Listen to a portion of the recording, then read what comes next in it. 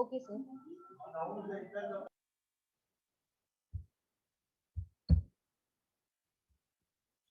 Okay, so today's class will be on lung and pleural infections.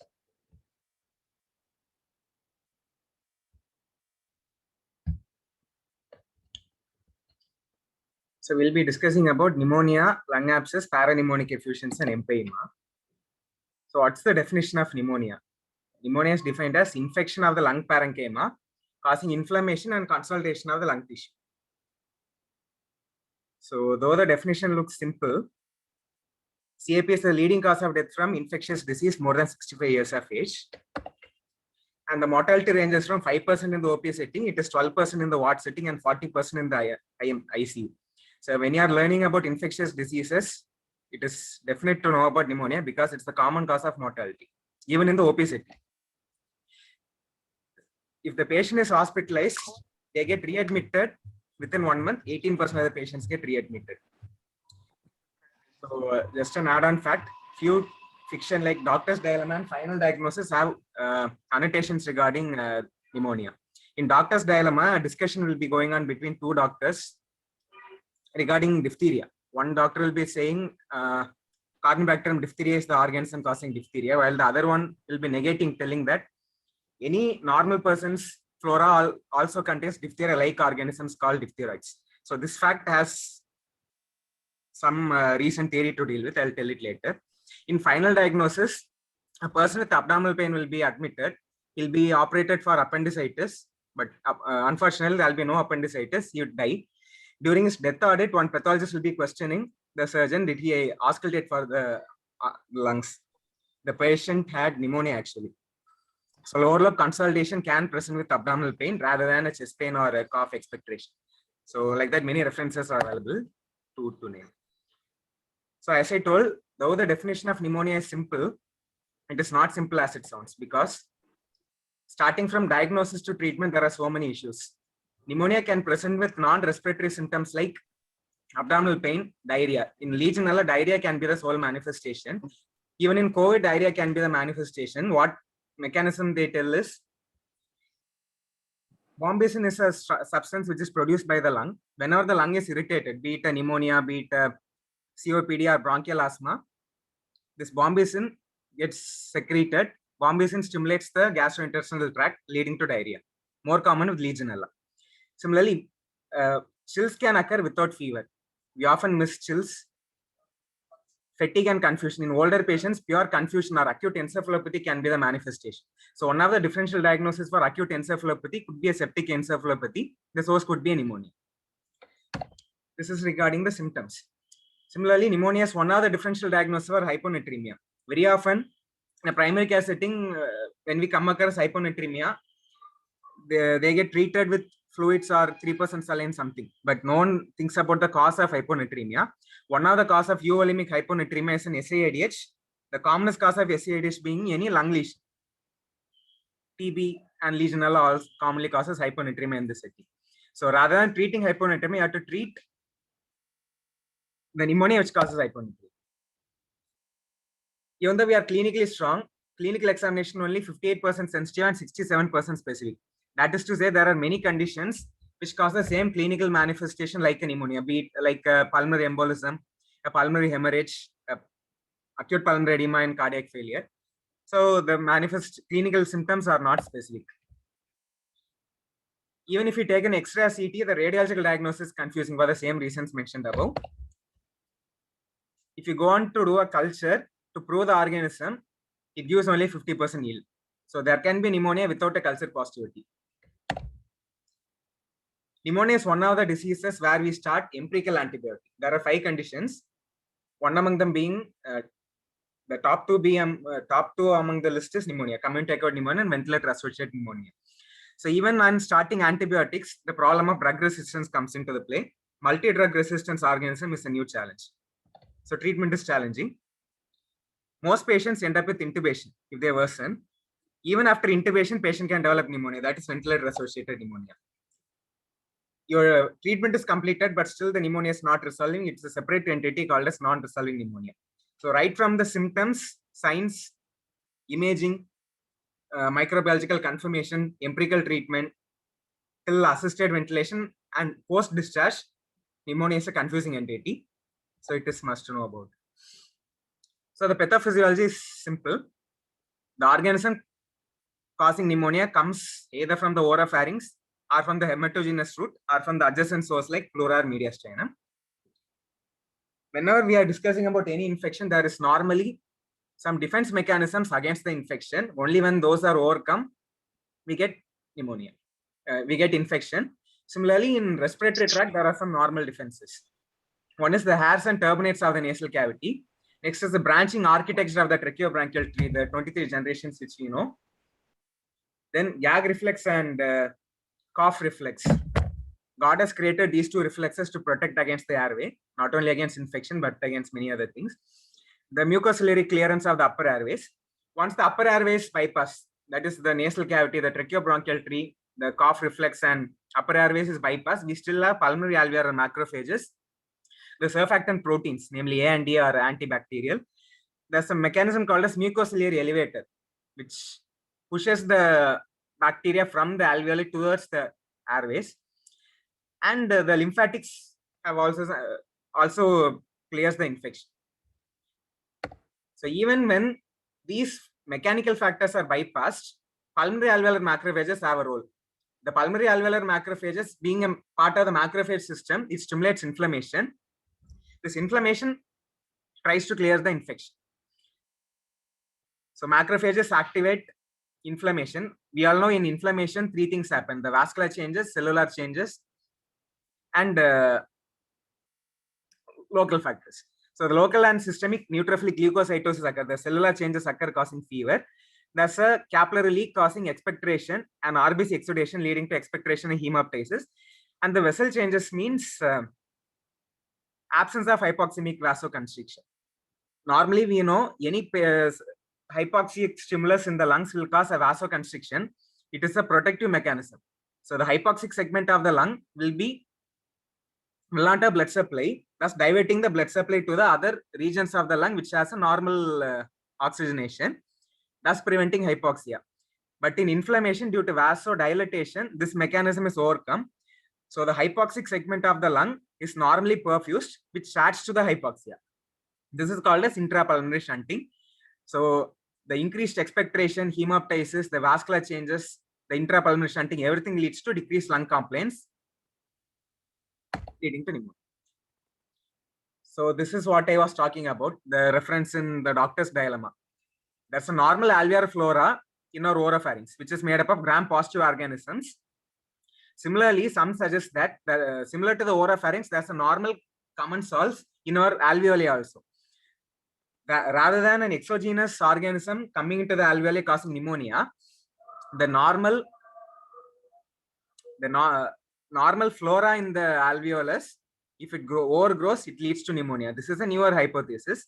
So in community acquired pneumonia, this overgrowth occurs due to secondary to a viral upper respiratory tract infection like an influenza or a parainfluenza.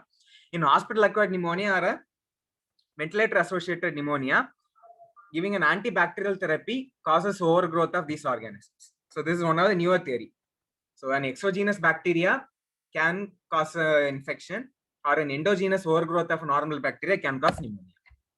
So pathology, 4 stages: edematous stage, stage of red appetization. Sir.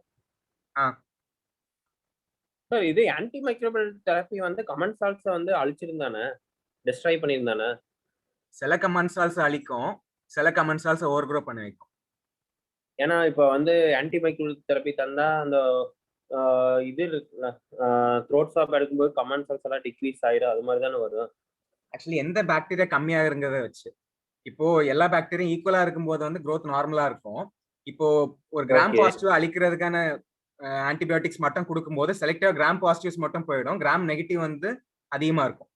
Gram negative ஜாஸ்தி ஆகும்போது it will cause infection. அந்த மாதிரி the normal balance of commensals is needed, but when that balance is lost, it leads to overgrowth. அந்த மாதிரி டைரியால அதே mechanism தானே. நமக்கு normal bacteria இருக்கு, அது வந்து நம்ம ஆன்டிபயோட்டிக் போடும்போது வந்து அப்நார்மல் பாக்டீரியா க்ரோ ஆகிறதுக்கு ஒரு நைடஸ் இருக்கும்.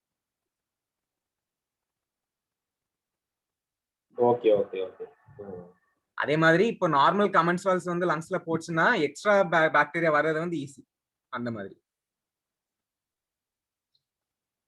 Okay sir. Okay, so in pathology, edematous stage, the stage of red hepatization. Red means there is more of RBCs present due to exudation. The stage of gray hepatization, where RBCs break down, the healing starts, and the stage of resolution. Okay, we are more bothered about the clinical classification. We have only 3 names: community acquired pneumonia, hospital acquired pneumonia, and ventilator associated pneumonia. Previously, we had yet another classification called as healthcare associated pneumonia. From the 2018 IDSP guideline, that is IDSA guidelines, Infectious Disease Society of America has removed this term. So we have only 3 terms: CAP, HAP, and VAP. Any infection acquired from the community, that is a patient who is not hospitalized, he comes with pneumonia, it is community acquired pneumonia.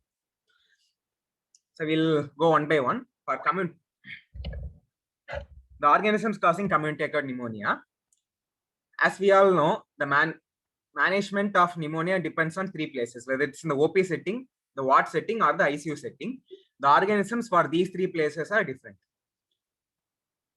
For pneumonia, community acquired pneumonia, remember 6 organisms. The 3 typical organisms causing pneumonia are Streptococcus pneumoniae, also called as pneumococcus, Streptococcus pyogenes, Haemophilus influenzae. These 3 are the typical organisms. Then 3 atypical organisms are Mycoplasma pneumoniae, Chlamydia pneumoniae, and Moraxella catarrhalis. It's not given as stable, but still we say Moraxella catarrhalis. Apart from this, we have respiratory viruses. So 3 typical organisms, 3 atypical organisms, and respiratory viruses. The respiratory viruses are influenza A and B, metapneumovirus, adenovirus, respiratory syncytial virus, parainfluenza, and coronaviruses. Now, among these, Streptococcus pneumoniae is the most common. Now, in the ward setting also, Streptococcus pneumoniae is the most common. What is different is, in the non-ICU or in the ward setting, Legionella comes into play. In the ICU setting also, Streptococcus pneumoniae is the common cause. But to add, we have Staphylococcus aureus, gram-negative bacilli, and Legionella. So why to have these organisms in the back of the mind is, I told you community acquired pneumonia is one of the indications for starting empirical antibiotic. To start an empirical antibiotic, we must know what organism commonly causes the infection, and we must know what resistant pattern it is going through. So if you are treating a patient for pneumonia in the OP setting, the 3 typical organisms, 3 atypical organisms, and the respiratory viruses is enough. But in the ICU setting, we should also remember, apart from this management, we have to cover gram-negative bacilli and Staph aureus. So when to suspect Staph aureus, when to suspect gram-negative, that's the next question.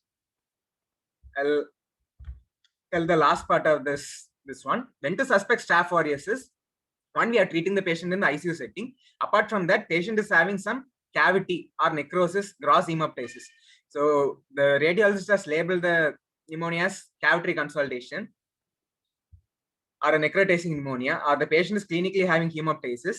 There's a severe neutropenia in the patient, concurrent influenza, young previously healthy patient, summer month onset. These are the conditions causing a community acquired MRSA. Nosocomial MRSA, remember at least 2 things: prior hospitalization in the past 90 days, prior antibiotic use in the past 90 days, hemodialysis in the past 30 days, and of course a heart failure and gastric acid suppression. Again, there is common risk factors for both these things: multi-drug resistance gram-negative bacteria and MRSA, hospitalization in the past 90 days, antibiotic use in the past 90 days, and patient is in an immunosuppressed status, gastric acid suppression, tube feeding, etc. So any sick patient, suspect these 2 organisms. So there are a few clinical clues which can make us suspect what organism is causing the infection. I'll just quickly go through them. Alcoholism, think of Streptococcus pneumoniae, oral anaerobes, because alcoholism causes aspiration pneumonitis, so that the oral anaerobes go and cause pneumonia. Klebsiella pneumonia, again, is a common organism in alcoholics. I'll skip the others. COPD or smoking, think of Haemophilus influenza, Pseudomonas aeruginosa.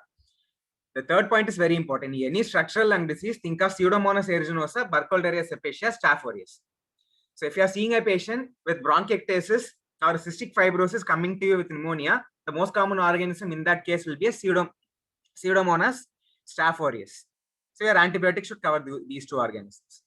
Dementia, stroke, decreased level of consciousness, again oral anaerobes, because reason is obvious. Lung abscess, think of community acquired MRSA, oral anaerobes, endemic fungi, Mycobacterium tuberculosis, and atypical mycobacteria. We'll discuss these things again later. Stay in hotel will cause Legionella. So we are coming after 2 weeks of quarantine, we may get Legionella pneumonia. Local influenza activity, influenza pandemic or influenza epidemic is common. Remember, influenza is associated with Staph aureus and Streptococcus pneumonia. Because we remember influenza are two things. Influenza can cause ARDS. Influenza can cause a secondary bacterial infection. Most commonly Staph aureus or Streptococcus pneumonia. Exposure to bats or birds, there are many. One among them is Histoplasma capsulatum. Nipah virus is one among them. Exposure to birds, Chlamydia psittaci. It can cause an allergic manifestation called as extrinsic allergic alveolitis, or it itself can cause pneumonia. Rabbits, think of Francisella. Goats, Coxiella. So the same thing summarized in a different format. When do you suspect community-acquired pneumonia? Community-acquired pneumonia overall is common among alcoholics, any institutionalized patients because of overcrowding, and more than 70 years of age, which I discussed in the first slide, common among old age. Pneumococcal pneumonia suspect in dementia, seizure disorder, heart failure, CVA, alcoholism, smoking. Enterobacteriaceae or gram-negative bacteria, the two risk factors I told you: prior antibiotic therapy in the past 90 days, prior hospitalization in the past 90 days, renal failure with dialysis in the past 30 days. Heart failure is also common. Pseudomonas, only one risk factor, structural lung disease, bronchiectasis, cystic fibrosis, severe COPD. Legionella, prior hospital stay or ship cruise, renal failure, malignancy, etc. Community-acquired MRSA, again a structural lung disease, prior influenza, skin infection with CMRSA. Okay, so I discussed the organisms in detail because this point helps us to start empirical treatment. So symptoms, generally they say 5 points to diagnose pneumonia. A patient with fever, cough, tachycardia, tachypnea, and expectoration. So fever, cough, expectoration, tachycardia, tachypnea with lung signs of pneumonia or with X-ray consolidation. This is pneumonia. So the other features will be fever, chills, sweats. Patient can have pleuritic chest pain if there is an associated pleuritis with the pneumonia. Nausea, vomiting, diarrhea. I told you the non-respiratory manifestations of pneumonia. Again, I'm mentioning diarrhea is very important. Another example which I frequently tell is a patient with Parkinsonism. One of the non-neurological manifestation of Parkinsonism is constipation. But a patient with Parkinsonism presenting with diarrhea, always think of aspiration pneumonitis, because the most common cause of death in Parkinsonism is aspiration pneumonitis. Never miss this point. A patient with Parkinsonism with diarrhea, always look for pneumonia.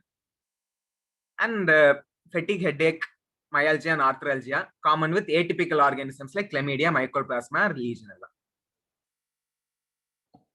So what are the signs? Tachypnea and respiratory distress, tachycardia, patient will be febrile.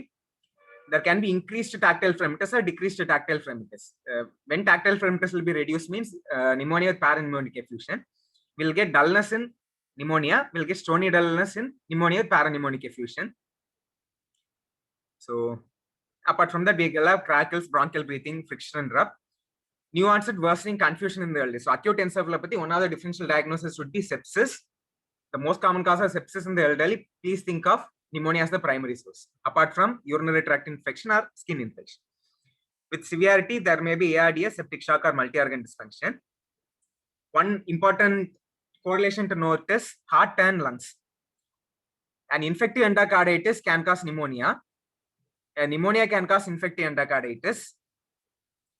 Heart failure patients are more prone for pneumonia, like Klebsiella pneumonia.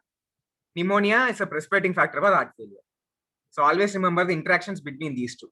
Because in older age, pneumonia is common, heart failure is common.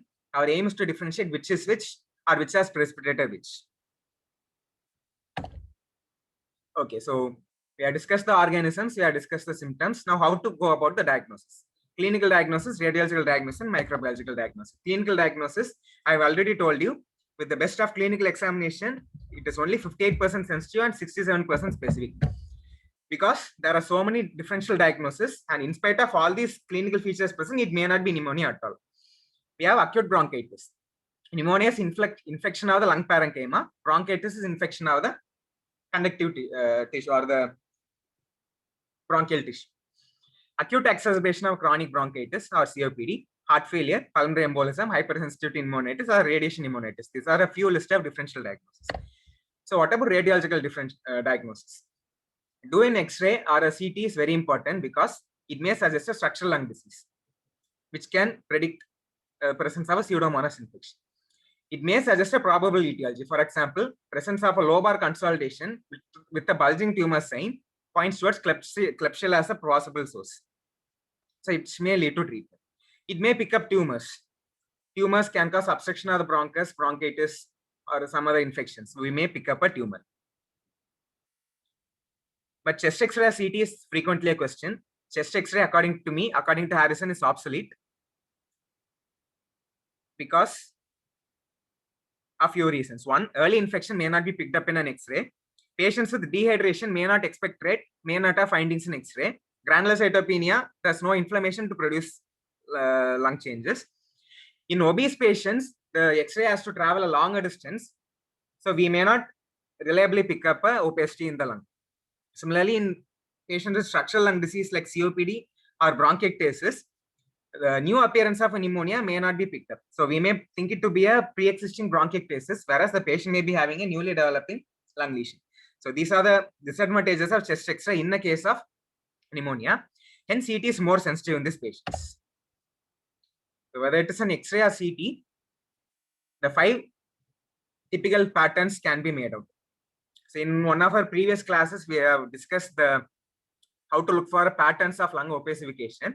Always look the first point whether it's a homogeneous opacity or a heterogeneous opacity. A homogeneous opacity means a pleural disease. A heterogeneous opacity means a lung disease. So pneumonia being a lung disease will produce a heterogeneous opacity. So the heterogeneous opacity may be a lobar or segmental pattern. So lobar or segmental consultation, like a fluffy opacity. Think of lobar pneumonia. The organisms causing lobar pneumonia will be pneumococcus or Klebsiella pneumonia. Only 2 organisms.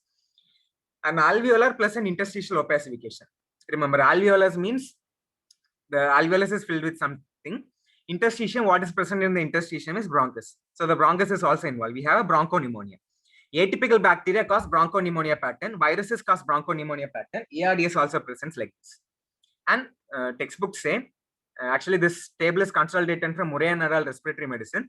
According to that book, Klebsiella pneumonia also produces bronchopneumonia pattern. I didn't put it here to not to confuse. Specific involvement of the right upper lobe posterior segment or right lower lobe superior segment or similar lobes in the left points towards aspiration pneumonia. Aspiration pneumonia, most common organism is anaerobes. Previously, it was thought that only the right side is commonly involved in aspiration. Of course, both can be involved. Right upper lobe posterior segment or right lower lobe superior segment. In both sides, think of aspiration pneumonia. Multiple peripheral basal rounded opacities with cavitation. It is a hematogenous seeding. The organism depends on the cause. It may be a Staph aureus. Similarly, a lung abscess, cavity, or emetophysis. Presence of any of these things, think of gram-negative bacilli, Staph aureus, Streptococcus pyogenes, or a Pseudomonas. So I'll just point it out.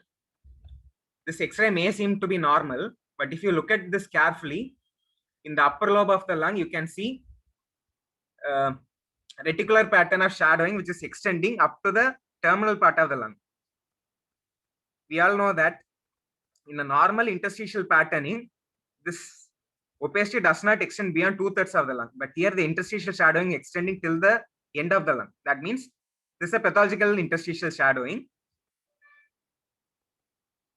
See the difference between the CT of the patient and the X-ray of the patient. Nose may tell that. Sir, and கொஞ்சம் big பண்ணி காட்டுங்க sir. Arrow தெரியலையா?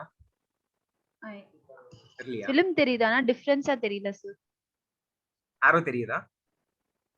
arrow தெரியுது. ஆனா அதுல எனக்கு நல்லா normal x ray மாதிரி தான் இருக்கு. நீங்க சொல்ற அந்த இல்ல அதத்தான் நானும் சொல்றேன். நம்ம கீனா பார்த்தா மட்டும் தான் இதுல தெரியும். ஆக்சுவலி ஜூம் பண்ணி பார்த்து பிரைட்னஸ் இன்க்ரீஸ் பண்ணி பார்த்தா தான் தெரியுது. இங்க தெரியுதா உனக்கு? நான் ட்ரேஸ் பண்றேன் பாரு.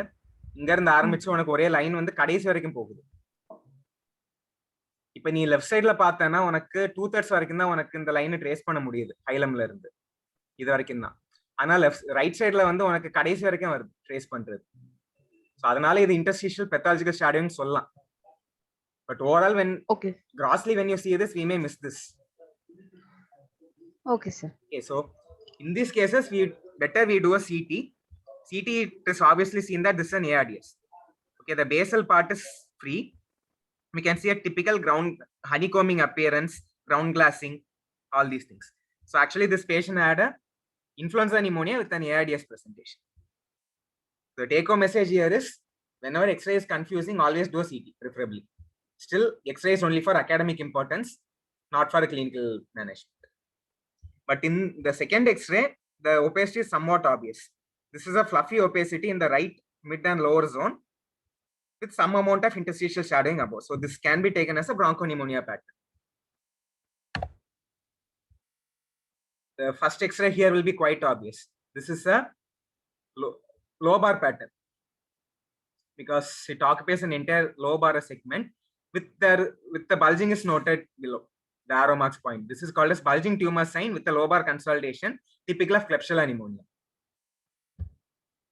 The middle X-ray shows multiple peripheral cavities here.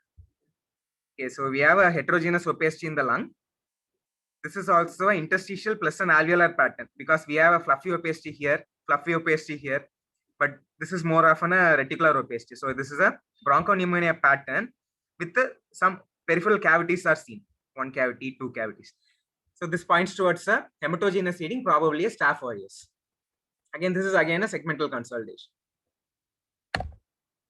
Right, so the ultimate thing is we are going to differentiate the 5 patterns to think of the probable organism. A lobar pattern, bacteria, lobar plus interstitial pattern, bronchopneumonia, atypical bacteria or viruses or ARDS, upper lobe predominance, aspiration pneumonia, anaerobes, peripheral opacity, hematogenous seeding, lung abscess, cavitation, or rheumatocele. I'll show it in the later part of the discussion. Think of Staph aureus, Streptococcus pyogenes, Pseudomonas. So this is what I was trying to tell. We have a bronchus, bronchiole, and alveolus.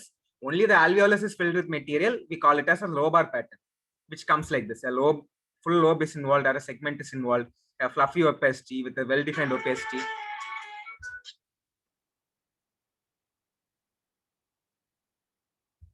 A fluffy opacity or a well-defined opacity will be a lobar pneumonia. Whereas see the lower part, the bronchus is involved, as well as some part of the alveolus is involved. This is a bronchopneumonia pattern, occurs in few other. So I have finished the clinical and radiological diagnosis. I told you empirical treatment is the rule in community acquired pneumonia, but still we need an etiological diagnosis for a few reasons. One, to narrow down the empirical regimen, because we are using antibiotic without knowing which is the organism. So once we know the organism, we may better treat it. So that's one need for etiological diagnosis. Second thing is to reduce the risk of recurrence. And for 2 organisms, etiology is must. One is TB and influenza. Both can present with pneumonia, but the treatment is entirely different from the routine empirical management which we are doing. For these 2 organisms, we need an etiological diagnosis. And for future logistics, record keeping, etc. So what are the etiological diagnoses available? The simplest one is Gram stain. Unfortunately, our lab is not doing it, and we are also not ordering it. Gram stain is important because first reason, we may identify the organism quickly, whether it is Gram positive or a Gram negative. Based on that, we can frame our empirical management better. The second use of Gram stain is to look at the sample whether it is adequate for culture. A sample containing more than 25 neutrophils and less than squamous cells per low power field is needed for adequate culture. And I already told you culture, even though it is more specific, it has less than 50% yield. I'm sorry about that, it is less than 50% yield. And the other practical issues for doing both these tests will be inability to expect rate. Patient, if he is in a comatose stage, he cannot expect rate. If you are starting antibiotic therapy and then taking a culture, it will reduce the yield. And a patient with dehydration may not expect rate at all. So these are some other practical issues. So what about blood culture? We usually send a sputum culture with a blood culture in any ICU patient. It's a good practice because even though the yield is only 5 to 14%, specifically if you are looking for pneumococcal infection in a patient with neutropenia spreads to the blood. So blood culture is useful for one organism, which is commonly pneumococcus. We do it in a ICU patient or a severe CAP patient with the following deficiencies: chronic liver disease, asplenia, complement deficiency, or neutropenia, where a capsulated organism like a pneumococcus is commonly suspected. urine antigen, it is interesting because for a lung infection, we are doing an urine test. For two organisms, Legionella it is available, Pneumococcus it is available. And PCR test is available for viruses such as coronavirus and influenza. Serology doesn't have a role that much. Biomarkers, two biomarkers are very, very important. That is, whenever you are diagnosed a patient with pneumonia, we have to do CRP, we have to do procalcitonin. CRP is very important because the CRP has to fall with further treatment. If it doesn't fall, it indicates treatment failure. Procalcitonin is important because procalcitonin is increased in bacterial infection. It is normal in viral pneumonia. The normal value is about 3 milligrams per deciliter. So more, less than 1 is normal. So less than 1 with pneumonia, it is viral pneumonia. More than 3 with pneumonia, it is bacterial pneumonia. So CRP and procalcitonin have a role in therapy and follow-up. Procalcitonin has a role in therapy to deciding whether we need an empirical antibiotic or not. And CRP has a role in follow-up. Okay, so coming to the treatment aspects. So before going to the treatment, we have a few requisites. We have to decide where we have to treat the patient, whether in the OP or in the ward or ICU. And as I already told you, you should have a guess of the probable organism and the probable resistance pattern. Based on that, you have to start the empirical regimen. After starting treatment, you have to assess the response at day 3. Day 3 is the cutoff time when the patient must have improved. So by that time, I wait for the culture report for treatment modification. This overall, we'll go one by one. So decide the place of treatment. To decide the place of treatment, we have a few scores. Pneumonia is different from other diseases because for other diseases, we use scores to prognosticate. But in pneumonia, we use scores to start treatment. So the 3 scores are KERBS 65, CRB 65, and PSA code. KERBS 65 we have been learning since UG days. C for confusion, U for urea more than 7 millimoles per liter. 7 millimoles per liter means 40 milligrams per deciliter. R is a respiratory rate more than 30. B is systolic blood pressure less than 90 or a diastolic blood pressure less than 60. 65 is age more than 65. Give 1 point for each. If the total score is 0 or 1, they have 1.5% 30-day mortality. They may be treated as OP. If the score is 3 to 5, they have 22% mortality. They should be admitted to the ICU. 2, again, it is controversial. Either a ward admission or a close OP management. It depends. But we usually admit. Okay, so 0 to 1, OP. 2, IP. 3 to 5, ICU management. Suppose you are seeing the patient as an OP and you have to manage, you have to decide immediately. Urea cannot be done. So in that case, there's another score called CRB 65. Only the urea is removed, but the thing is this. PSA port is an elaborate one. We have few domains here. One is the patient age, the comorbidities like neoplastic disease, liver disease, heart failure, then the lab measurements. So you have 3 domains. And 4 domains, symptoms and diagnosis. So one is the patient age, the comorbidities, symptoms and signs of diagnosis, and lab values. Based on these 4 things, we have different scores. The total score decides. So the total score is less than 50. It is called low risk, class 1. 70, it is class 2. Then we have class 3, 4, 5. More than 130 is class 5. Class 1 and class 2 are treated as OP. Class 3, again, it's a controversial on OP or observation. Class 4 is IP. Class 5 is IP. Because the mortality ranges from 0.1 in class 1 to 29.2 in class 5. Class 4 has 9.2% mortality, whereas class 5 has 29.2 mortality. So class 5 is managed as IC. So even if you don't remember the specifics, at least remember there's a scoring called PSI, Pneumonia Severity Index score. Class 5 classes are given. 0.1% mortality in class 1, 29.2% mortality in class 5. Okay, so leave of the KERBS 65, leave of CRB 65, leave of PSA port.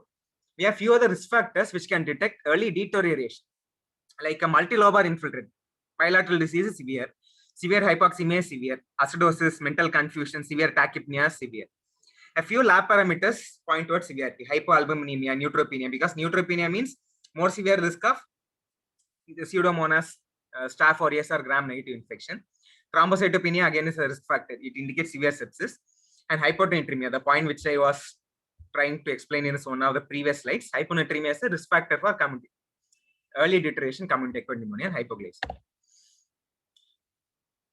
Okay, we have decided the place of treatment. Now, based on the place of treatment, now we are sure of the organism. OP, the 3 typical, 3 atypical, and the viral infections. What apart from these organisms? Legionella. ICU management, Legionella, the typical atypical organism, Legionella plus MRSA plus gram-negative organisms. So what are the drugs used for empirical treatment for pneumonia? Just remember 4. Penicillin or a cephalosporin group, macrolides. Penicillin by means all the penicillin, because nowadays the only use of pure penicillin is one for rheumatic fever prophylaxis and for syphilis. No other place we have a role for pure penicillin. So the extended spectrum penicillin, aminophenillins, aminopenicillin, etc. That's what I mean by penicillin group. Cephalosporin is similar to penicillin, so both are taken together. By cephalosporin we mean cefalexin, cefixim, cefepime, ceftriaxone or cefotaxime. Next is the macrolide: clarithromycin, azithromycin, erythromycin. Respiratory fluoroquine. There are 2 respiratory fluoroquines: moxifloxacin, levofloxacin. Tetracycline, the commonly used tetracycline is doxycycline. Aminoglycoside, amikacin, or gentamicin are commonly used. And apart from this, we have others. So remember only 4: penicillin group are cephalosporin, macrolides, respiratory fluoroquinolones, tetracyclines, and aminoglycosides. With these 5, we are going to decide what we are going to use. I'll make it simple.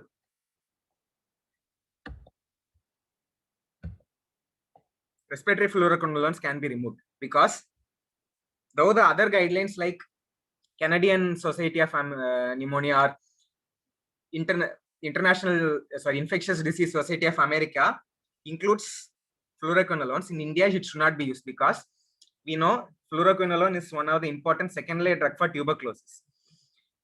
And we know that TB is one of the causes for pneumonia. So if you are empirically starting respiratory fluoroquinolone for a patient with pneumonia, we may end up in creating TB resistant to fluoroquinolone, which may create problems in future. So never use respiratory fluoroquinolone as an empirical treatment for pneumonia. We may use respiratory fluoroquinolone once we have proven TB is absent. That's the reason why any patient with pneumonia, you have to send sputum AFB. One is to diagnose TB as a cause of pneumonia. Second thing, to rule out TB even so that we can use respiratory fluoroquinolone at a later. Okay, so now we know the organism. Now what about resistance? So I told you about penicillin. Penicillin as an resistant, as we all know, there's a penicillinase producing organisms which destroy the penicillin, causing resistance. Advanced stage of penicillin resistance is methicillin resistant Staph aureus, where methicillin is a drug which overcomes the penicillinase resistance. But penicillinase resistance organisms are present where the altered penicillin binding protein is present. I'm not going into the details, but at least remember penicillin resistance is the step 1 of step 1. The next step of that is methicillin resistance. So still we have penicillin resistance to some organisms like pneumococcus. But clinically what is important is when do you suspect penicillin resistant organisms are present? Less than 2 years of age, more than 65 years of age, recent antimicrobial therapy, HIV, treatment in daycare centers. With all these risk factors, suspect a penicillin resistant pneumococcus. So in this case, we should not use penicillin. So where these people will be present, definitely they'll be present in ICU. So in ICU, we should not use pure penicillin. That's the ultimate thing. Okay, macrolide. The mechanism of macrolide resistance is 23 years rRNA methylation. I'm not going into the details. We have 2 types of macrolide resistance: low level resistance and high.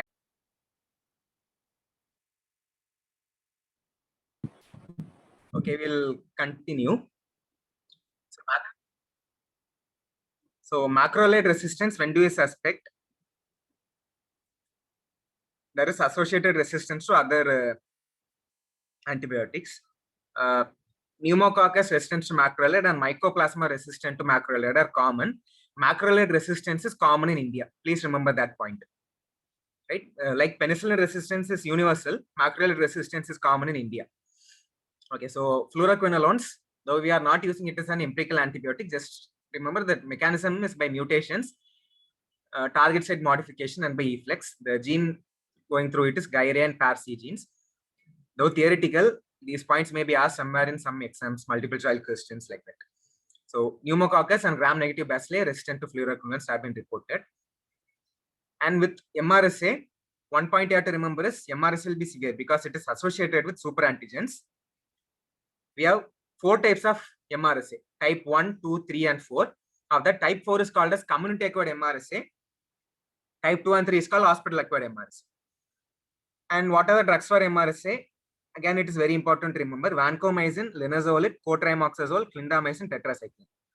Remember at least 5 drugs: vancomycin, linezolid, cotrimoxazole, clindamycin, tetracycline. 5 drugs to treat methicillin-resistant staph aureus. We'll have a short discussion on this later. So Pneumococcus is resistant to penicillin and macrolide. Gram-negative bacillus is resistant to fluoroquinolone, and many drugs are resistant to methicillin.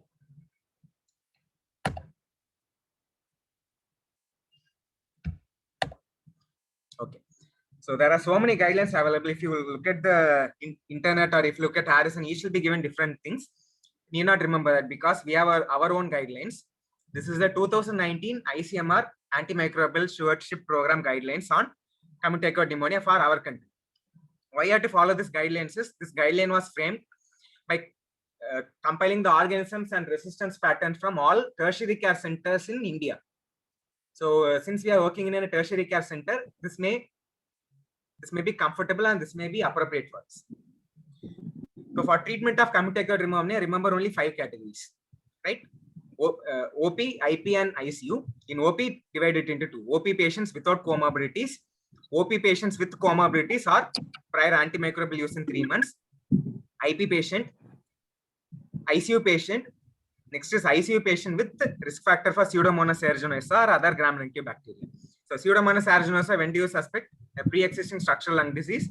When do you suspect gram-negative bacteria? Prior antibiotic use, prior hospitalization in the past 90 days, or a chronic hemodialysis patient. That's all. So OP without comorbidities, OP with the comorbidities, IP patient, ICU patient with the Pseudomonas aeruginosa or gram-negative bacteria. And remember the resistance pattern. Remember the 4 categories of drugs I told. So for an OP patient without comorbidities, the preferred drug is co-amoxiclav or amoxicillin plus clavulanic acid. Of course, macrolide is an alternative, but I told you since macrolide resistance is common in India, we are not using that. So any OP patient coming to you without comorbidities, give co-amoxiclav. Suppose they come with comorbidities, we have to give 2 drugs. Co-amoxiclav plus macrolide. Why 2 drugs? Because we don't know the resistance pattern. That's why. Doxycycline may be added instead of macrolide. So co-amoxiclav plus macrolide or a co-amoxiclav plus doxycycline. In the inpatient setup, we are obviously forced to use IV drugs. So rather than giving amoxiclav as an oral drug, we can give an injectable drug, which is ceftriaxone. Ceftriaxone plus macrolide or ceftriaxone plus doxycycline. Now, what about ICU setup? The same thing. Ceftriaxone with macrolide or ceftriaxone with doxycycline. Suppose if this regimen fails, we can go for cefotaxime or a piptas with macrolide. Now, what about ICU setup? In ICU, I told you, think of MRSA, think of gram-negative bacteria, think of Pseudomonas. So, we all know about the common antibiotics which can be given for Pseudomonas. Piperacillin, tazobactam, cefoperazone, sulbactam, meropenem. At least remember these 3 drugs. So that is the thing which we are going to give. So piperacillin, tazobactam plus macrolide or doxycycline. So that's all. OP with comorbidities, give only amoxiclav. OP patient with comorbidities, give amoxiclav plus macrolide, 2 drugs. If they come for IP, we are giving an injectable drug, which is ceftriaxone plus a doxycycline. In the ICU setup, we are giving piptas plus macrolide or meropenem or imipenem with macrolide. So now the question comes: piptas plus macrolide or carbapenem plus macrolide? This was solved by a recent trial. One large center trial done worldwide showed that compared to piptas, giving meropenem is better because it has better coverage. So suppose piptas with azithromla illa piptas or azithromla sir in ICU with Pseudomonas. Piptas plus azithromycin. Plus okay. The barn potrukanga, actually it is piptas plus azithromycin. Okay. So if you are suspecting community acquired MRSA, in that case you have to add drugs for MRSA, vancomycin or linezolid or teicoplanin. Remember, linezolid is not given in Indian guidelines because linezolid is again a drug for, is a second line drug for tuberculosis. So again, linezolid should be given only after TB has been ruled out. That is why in the empirical treatment, linezolid has not been included. Remember. Okay, this is all about bacterial pneumonia. In our entire course, we have been discussing entirely about bacteria. Only one treatment. The treatment for viral pneumonia is mainly supportive, like COVID. Only a few viral diseases have antibacterials, antimicrobials available. One among this is influenza. So the drugs for influenza being amantadine, zanamivir, and oseltamivir. At least remember oseltamivir, it's a neuraminidase blocker. The dose is 55 milligram twice daily for 5 days. Yeah, 75 milligram twice daily for 5 days. At least remember oseltamivir. Okay, so we have decided the place of treatment. We have started empirical antibiotic based on the 5 categories. We have given the antibiotic. And what's the adjunctive therapy? Supplemental oxygen, hydration, vasopressors, assisted ventilation. Regarding assisted ventilation, only 50% of the pneumonia cases improve with ventilation. So ventilation doesn't have that much big role. That is to say, if you are putting a pneumonia patient on ventilator, he has a poor prognosis. Steroids, many controversies are going on. Some say severe community-acquired pneumonia, ARDS, or presence of septic shock, we may use steroids. Okay, so I got started empirical treatment. I told you 3 days is the cutoff time. With 3 days, if the patient is not improving with empirical treatment, we have to suspect some other things. One, it could be a non-infectious mimic. For example, the patient may be having a pneumonia plus an ARDS. You would be treating the pneumonia, but this ARDS may be the cause of a symptom. It could be a pulmonary alveolar hemorrhage with a systemic, with a tropical fever like leptospirosis. We would have missed that and we would be treating like a pneumonia. It could be a pulmonary edema. So all these things we would have, it could be a mismanagement. So think of the non-infectious mimics in case of treatment.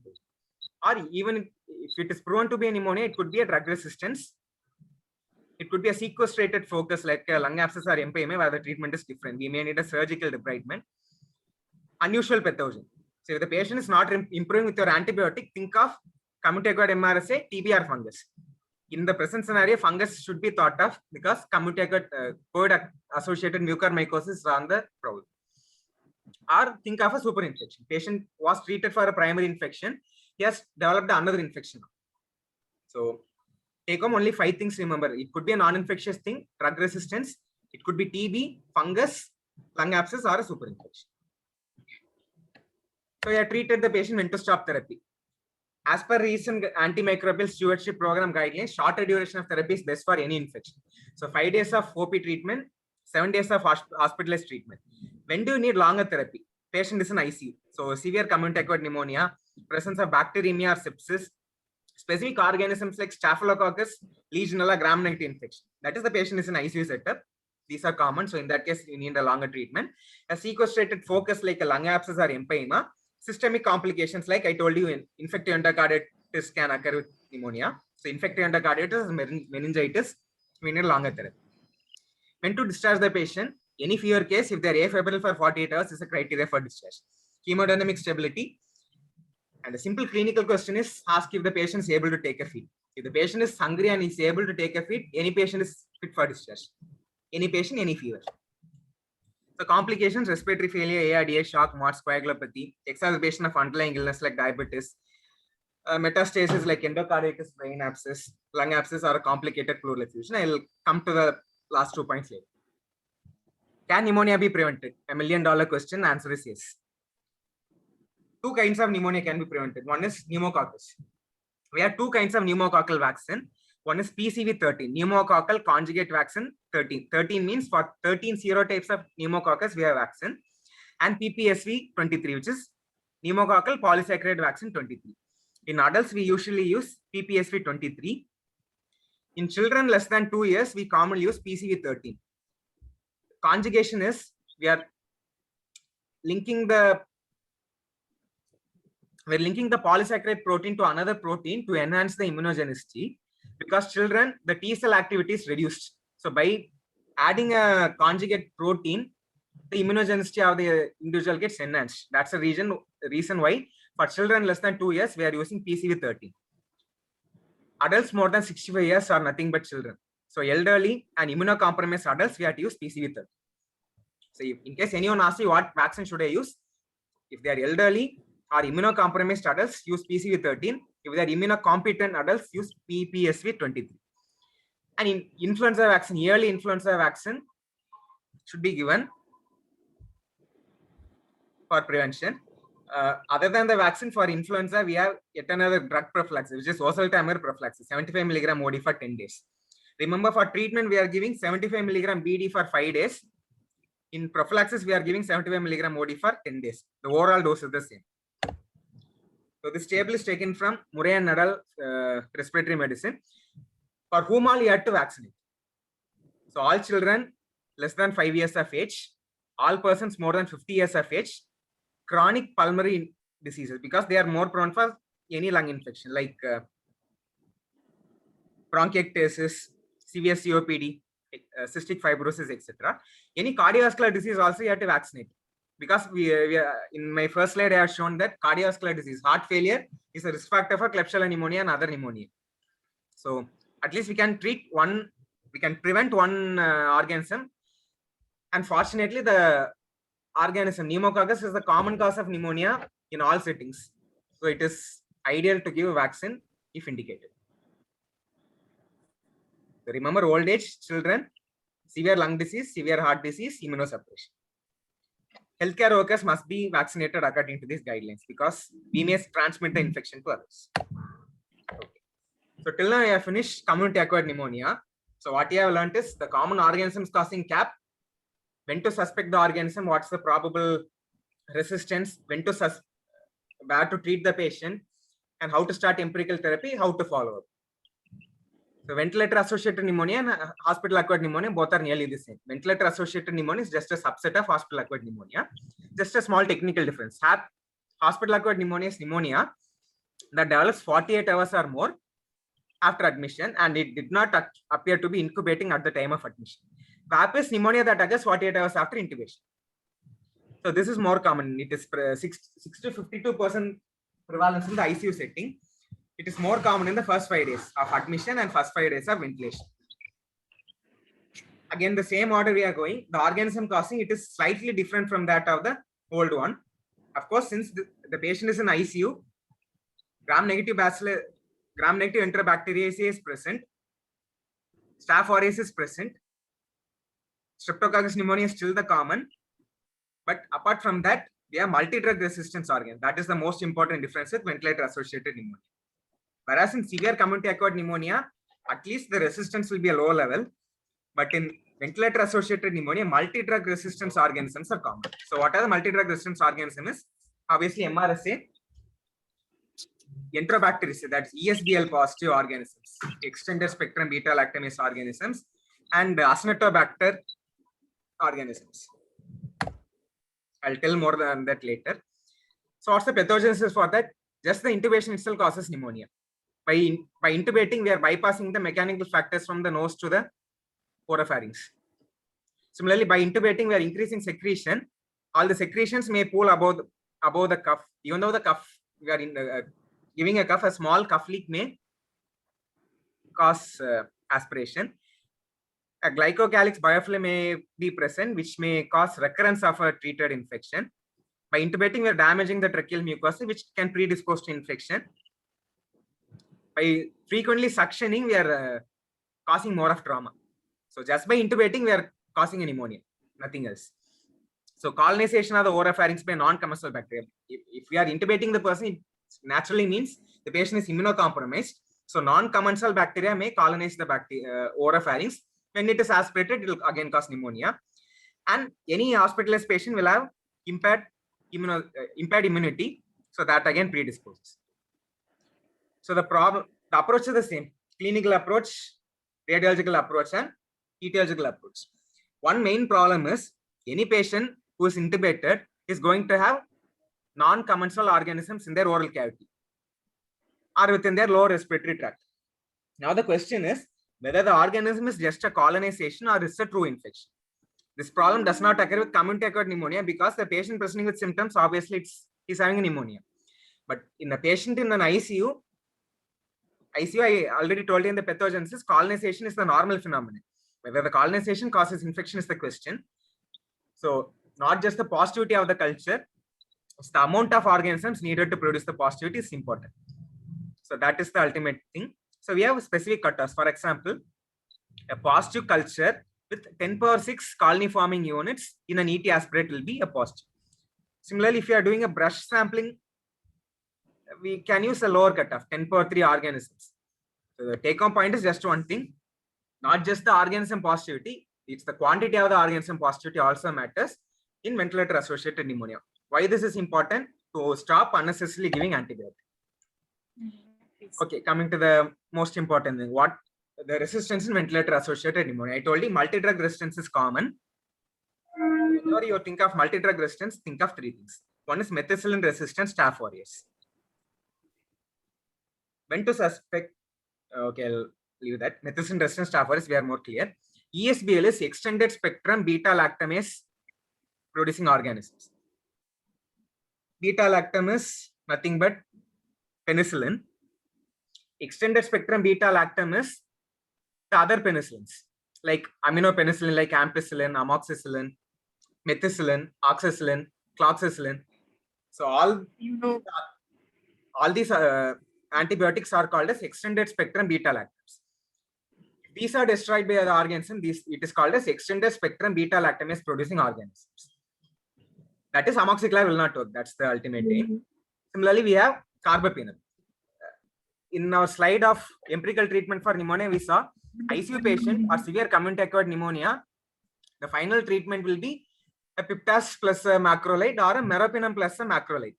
But in ventilator associated pneumonia, there's a possibility of a carbapenemase or a meropenemase producing organism. So meropenem cannot work.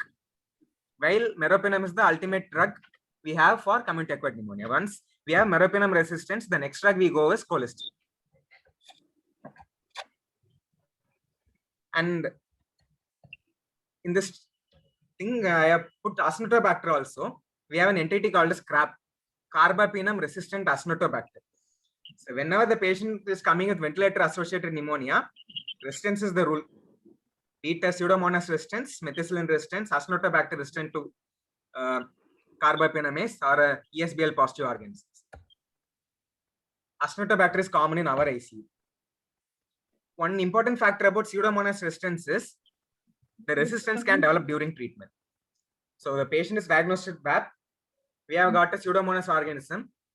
We have started him on the antibiotic as per the culture report. Never be happy with that because the patient will develop resistance to the antibiotic which has started. So this point has a role in therapy, which I'll tell you later. So treatment, the principle is simple. I told you, MRSA organism is common, Pseudomonas is common, multi-drug resistance is common. So since Pseudomonas and MRSA is common, we have to give drugs covering both these organisms. And I told you Pseudomonas resistance can develop during treatment. So rather than giving one drug, we have to give two drugs. That's all. So you have to give two drugs for Pseudomonas and you have to give one drug for MRSA. That's the ultimate treatment. Treatment is 7 days. This is the empirical treatment. It should be changed based on culture. So this is again the ICMR 2019 guidelines for ventilator associated pneumonia. I told you have to give two drugs for Pseudomonas, right? So which are the drugs? See this point. See the second row in the table. Which are the drugs can be given for Pseudomonas is piperacillin tazobactam, cefoperazone sulbactam, a carbapenem like an imipenem or meropenem, colistin or polymyxin B, and amikacin. So these are the antibiotics which can act against Pseudomonas. Amikacin is intrinsically sensitive. Pseudomonas is intrinsically sensitive to amikacin. So piptas, meropenem, colistin, polymyxin, amikacin. These are the 5 drugs which can be used for Pseudomonas.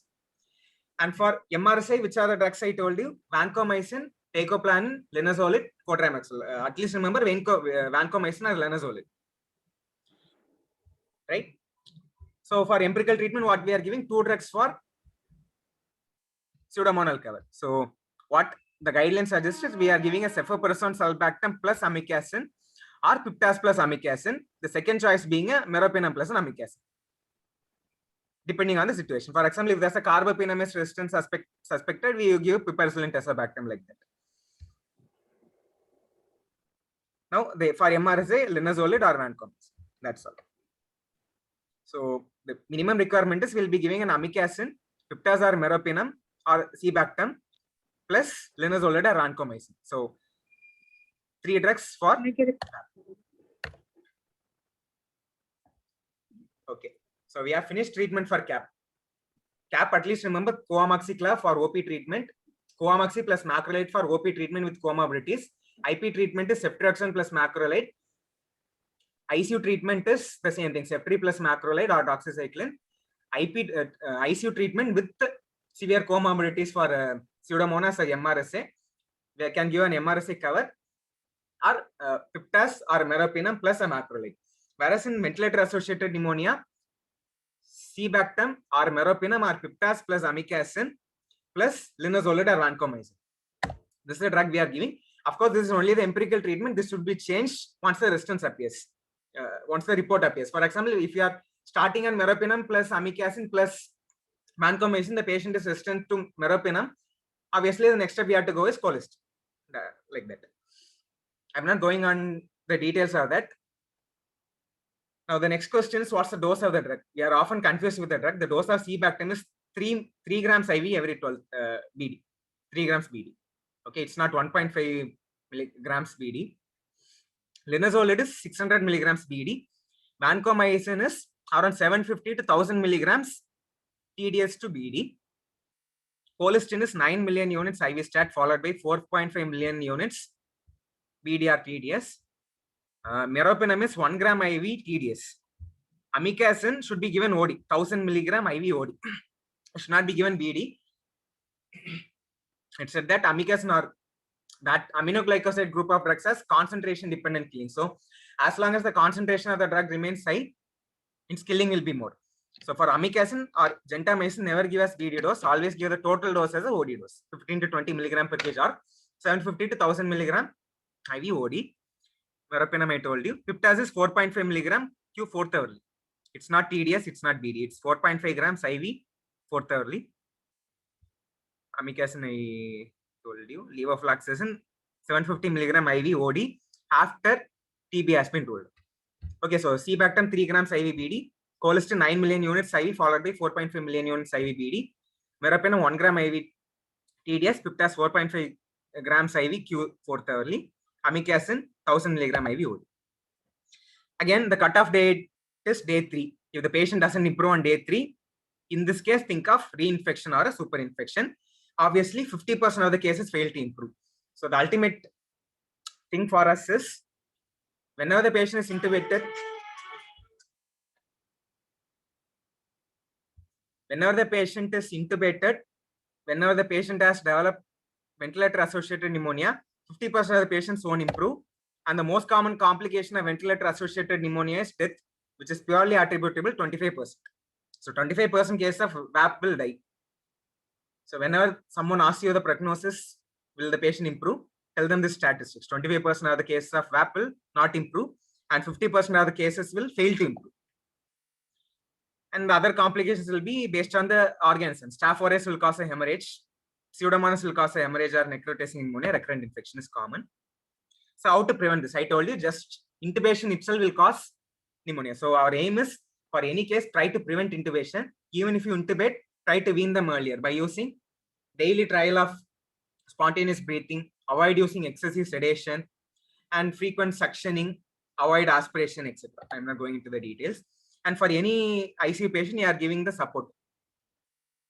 Fast track, I have discussed this in one of my previous class. Give adequate feeding or hydration, analgesia, sedation, thromboprophylaxis, etc. Okay, we have finished pneumonia. Now just 5 minutes more discussion on the other infections of the lung. One is lung abscess. Lung abscess is necrosis and cavitation following microbial infection, maybe primary or secondary, maybe acute or chronic. Usually an oral cavity nidus is present. A lung abscess, it's classified into two, a primary lung abscess or a secondary lung abscess. Primary lung abscess occurs without a underlying immunocompromised or a lung disease. It is usually due to aspiration. So whenever you think of aspiration, think of upper upper lobe posterior segment and lower lobe superior segment, it is commonly caused by anaerobes. The anaerobes are Peptostreptococcus, Prevotella, microaerophilic streptococcus. Secondary lung abscess, the patient is having a diseased lung. It is not due to the aspiration or anaerobes. It is due to blood-borne pathology like an infective endocarditis spreading and causing lung abscess. So a secondary lung abscess will be caused by Staph aureus, gram-negative bacilli. Never forget nocardia, aspergillosis, mucorales. Okay, so few etiology-based lesions. For if you are suspecting an embolic lesion, think of Staph aureus, etc. Right? Just remember anaerobes in primary lung abscess, Staph aureus, gram-negative, fungus in secondary lung abscess, embolic lesions, Staph aureus. Okay, again, what are the risk factors for aspiration? Aspiration means it's a primary lung abscess. Any altered mental status, drug overdose, etc. What is aspiration pneumonitis? It's a common terminology we often use when declaring deaths, but we are not sure of the actual terminology. Aspiration often causes, it's often due to gram-negative, anaerobic bacteria. Remember, all anaerobic bacteria take 7 to 14 days to grow. So even though the patient has aspirated, there will be mild inflammation of the tissue, but there will not be any lung abscess. So the first 7 to 14 days after aspiration is called as the stage of pneumonitis, where the patient will have lung symptoms, but without obvious cavitation or necrosis or abscess. It's called as stage of aspiration pneumonitis. After 7 days of aspiration pneumonitis, the patient will go in for abscess. So secondary abscess, I already told you, an underlying immunosuppression or a bronchial obstruction or a septic embolization. So a fungus or a MRSA or an oropharyngeal pathogen. Hope you are able to see the abscess here. You are seeing a cavity with an air fluid level. It's an abscess. So again, we have the differential diagnosis. This picture can be mimicked by a lung infection, infarction, malignancy, sequestration, organizing pneumonia, vasculitis, a vaginous granulomatosis, or a lung cyst. Typical lung cyst can confuse with this, or a septic embolism. We have a few fancy terms. Non-specific lung abscess. Any lung abscess with negative culture is called non-specific lung abscess. It's presumed to be anaerobic. Putrid lung abscess is a typical foul-smelling lung abscess. Okay, coming to the treatment, we usually follow metronidazole, but as per recent guidelines, metronidazole is not effective as a single agent. We may use it, but it should be used only as a combination therapy. The reason they tell is metronidazole covers anaerobic organisms, but it does not cover the microaerophilic organisms. Right? In primary lung abscess, we also have microaerophilic organisms. So what's the treatment as per ICMR guideline? Injection clindamycin 600 milligram IV TDS. Once the patient improves, it is 300 milligram orally, 4 times a day. Clindamycin is not available with this. So what we can give is a BLBLA. BLBLA is beta-lactam with a beta-lactamase inhibitor, nothing but the piptas, followed by oral amoxiclav. We may use metronidazole if it is available. So clindamycin 600 milligram IV TDS. Following recovery, it is 300 milligram orally for 4 times a day, or a piptas plus amoxiclav. Sorry, piptas followed by amoxiclav. We may add metronidazole. So how long you have to treat? Once lung abscess, it's a sequestrated focus, so we have to treat for longer duration, 3 to 4 weeks to a maximum of 14 weeks. So if the patient comes with lung abscess, discharge after 1 month at least. So if there is no response, you can go for a surgery. So what are the complications? Hematocele, bronchiectasis, recurrence, empyema, hemoptysis. Okay, the last 2 slides. What is empyema? Before that, any pneumonia, one of the complications is a parapneumonic effusion. Light has classified in his textbook, there are 7 types of parapneumonic effusion. If you answer well in your clinical examination, definitely this question they will ask you. It's easy to remember. Non-significant pleural effusion, typical diffusion, borderline, simple complicated, complex complicated, simple empyema, complex empyema. Non-significant is the size of the effusion is less than 10 millimeter. Typical effusion is the size is more than 10 millimeter or more than 1 centimeter thickness of the effusion, but there is no evidence of bacteria. So when do you say there is no evidence of bacterial growth there? No organism is grown in Gram's chain. The pH is normal. That is, there is no acidosis, no LDH, no hypoglycemia. I'll skip borderline. I'll tell about simple complicated pleural effusion. Simple complicated means there's an effusion more than 1 millimeter size, 10 millimeter size, plus there is an organism there. So how to say organism? Gram-Steiner culture is positive. There is hypoglycemia in the pleural fluid, like glucose less than 40, pH is less than 7, LDH is more than 3 times. Complex complicated, simple complicated, one small difference. Simple complicated is a single cavity. Complex complicated is multilocular. Borderline is in between typical parapneumonic and simple complicated. So in typical, what I told you, more than 1 centimeter thick with no evidence of organism growing. In borderline complicated is in between both. So there is glucose more than 40, but LDH is slightly elevated. pH is between 7 to 7.2, but Gram-Stein is negative. So in type class 1, class 2, and class 3, there is no organism present. Class 4, class 5, the organism is present. So in Harrison, there are only 5 indications for putting ICD. One is empyema, pH less than 7.7, glucose less than 40, organism grown in culture. So in any parapneumonic effusion with class 4, class 5, class 6, or class 7, we have to put ICD. That's the ultimate thing. So class 1, class 2, class 3, no indication for ICD. Class 4, class 5, class 6, class 7, that's an indication for ICD. Class 6 is empyema. Class 6 and class 7 of parapneumonic effusion is empyema. Simple definition of empyema is frank pus present in the pleural cavity. What is simple empyema? Single locule. Complex empyema is multilocular.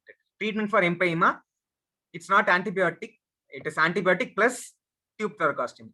Complex empyema, we may need decortication. So antibiotic plus tube thoracostomy with or without decortication, with or without fibrinolytics. Okay. So we have treated the patient. I told you pneumonia causes problems till discharge. So normally I told you the cutoff time for improvement is 3 days.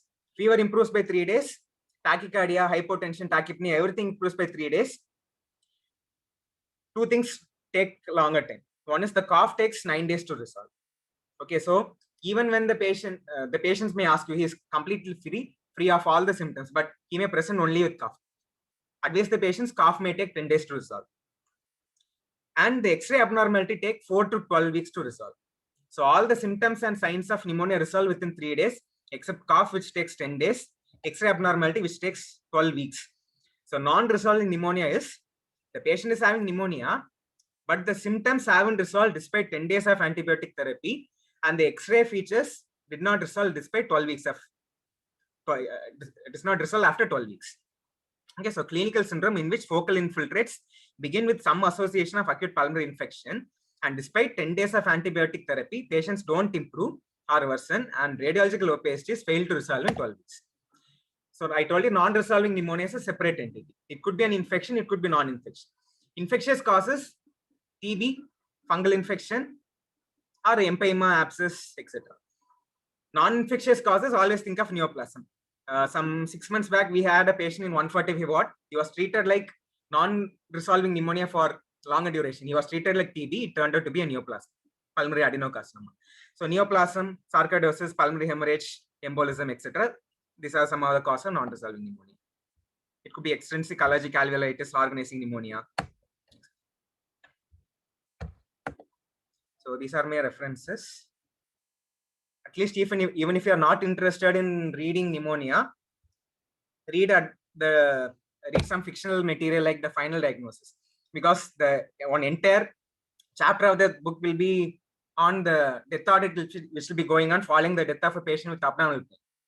He turned out to be pneumonia. Right. So the one verse from Harrison: unusual viruses continue to emerge in epidemics of acute pneumonia, including hantavirus, coronavirus, and influenza virus. Okay, thank you. Any doubts or discussions? Sir? Any doubts or discussions you can discuss, or we'll stop. Sir? Sir இப்போ cultures அனுப்புறோம், student cultures இன்ஸ்டிடியூட்ல ஒரு organism வருது, sensitive, நம்ம antibiotic start பண்றோம்.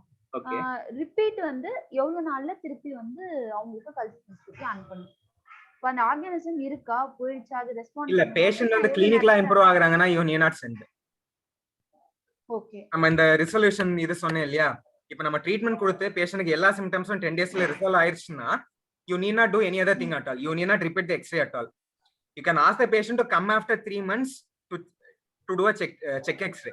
But if the patient is clinically improving, you need not do at all. If the patient is worsening, தான் நம்ம வந்து ஒரு reinfection or super infection இல்ல ஒரு resistant organism suspect பண்ணும். In that case, you can repeat. But if the patient is clinically improving, there's no need to do repeat culture. So வந்து repeat X-rayவும் தேவையில்ல, repeat culturesம் தேவையில்லையா சார்? கல்ச்சரும் தேவையில்ல. repeat X-ray பண்ணணும் after 3 months. ஏன்னா ஒரு நான் deserving pneumonia miss பண்ண கூடாது அப்படிங்கிறதுக்காக நம்ம ஒரு 3 months கழிச்சு பண்றோம். மத்தபடி while discharging we need not do repeat X-ray. Okay sir. Suppose இப்போ கல்ச்சர்ஸ்ல வந்து ஆர்கானிசம் கொடுக்குது, பட் அதோட லெவல் வந்து அந்த நீங்க சொன்ன அமௌண்ட் விட 10^3 அதுக்கு கீழ இருந்துச்சுன்னா அப்பயும் நம்ம ஸ்டார்ட் பண்ண தேவையில்லையா? as per guidelines you need not start. But எப்படியே நம்ம ஐசியூல இருந்து வேற ஏதாவது செகண்டரி இன்ஃபெக்ஷன் இருக்கும், அதனால அதுக்கு எப்படியும் ஸ்டார்ட் பண்ணி தான் ஆகணும். But as per guidelines, if it is less than the amount, we need not start. Oh, okay sir. ஆனா practical issuesலாம் இருக்குல, நம்ம ஆன்டிபயோட்டிக் ஸ்டார்ட் பண்ணலாம், லீகல் இஷ்யூஸ்லாம் வரும். அதனால mostly we start. இந்தியன் செட்டப்புக்கு அவ்வளவு வராது. But as per textbook reference, we need not start if it is beyond the less than the level. And that concept of quantitative culture came only to reduce the non-warranted use of antibiotics. Okay sir. அப்புறம் third doubt sir, இந்த aspiration pneumonia அப்படி concept கொடுத்தீங்களா, அது வந்து 14 டேஸ்க்கு அப்புறம் தான் organism போடணும்னா அப்ப நம்ம போடுற மெட்ரோனிடசோல் எல்லாம் வேஸ்ட்டுங்களா? இல்ல ஆஸ்பிரேஷன் இஸ் த காஸ் தானே. இப்போ நீ ஆஸ்பிரேஷன் நிமோனியானா உனக்கு என்ன இருக்கும், ஒபேசிட்டிஸ் will be seen in the அந்த particular lung segments. bilateral lungல posterior segment of the upper lobe or superior segment of the lower lobeல தான் இருக்கும். அந்த இடத்துல உனக்கு ஒரு ஒபேசிட்டி இருக்கு அப்படியே you can start treatment. என்ன நீ ட்ரீட் பண்ணாம அப்படியே விட்டேன்னா ஒரு 14 days கழிச்சு ஆப்சஸ் ஃபார்ம் ஆகும். பட் ஆஸ்பிரேஷன் நிமோனியா வந்து உனக்கு லங்ஸ்ல சேஞ்சஸ் காஸ் பண்ணும். So you can start treatment at that stage itself. கிளிண்டாமைசினே ஸ்டார்ட் பண்ணிக்கலாம், அதான ட்ரீட்மெண்ட் ஆஸ்பிரேஷனுக்கு. ஐ மீன் பர்టిక్యులர் இருக்கு. ஸோ ஆஸ்பிரேஷன் நிமோனியானுக்கு நீ எக்ஸ்ரேல பார்த்தாலே you can start clindamycin or piptaz or metronidazole. சரி அதான் சார். இப்போ இந்த எக்ஸ்ரேல தெரியணும்னா, இப்போ ஒரு பேஷண்ட் நான் மார்னிங் பாக்குறேன் நல்லா இருக்கான், ஈவினிங் பாக்குறேன் பேஷண்ட் ஆஸ்பிரேட் ஆயிருக்குன்னு நான் சொல்றாங்க, அப்போ வந்து பேஷண்ட்க்கு எக்ஸ்ரே எடுத்தோம்னா உடனே சேஞ்ச் தெரியுமா? உடனே சேஞ்ச் தெரியாது, நீ கிளினிக்கலா ஸ்டார்ட் பண்ணலாம், கிளினிக்கல் கெஸ்ட்ல ஸ்டார்ட் பண்ணலாம். அதான் சொன்னேன்ல, எக்ஸ்ரே வந்து ஆப்சலீட் தான். நீ சிடி எடுத்தானா பெட்டரா தெரியும், earlier கூட தெரியும். அட்லீஸ்ட் 1 or 2 days ஆகும். It's nothing but an inflammatory response to what is happening, so it may take time for X-ray changes to appear, but you can start the treatment immediately if you are clinically strong that patient has aspirated. And aspiration இருக்கனால anaerobe தான், you need not wait that time. Okay sir. Clinical judgement அவ்வளவுதான். அவ்வளவுதான். வேற ஏதாவது doubt இருக்கா? Stop பண்ணிரோமா?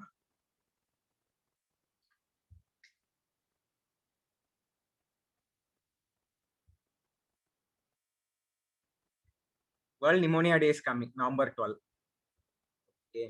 Okay, thank you. We'll stop.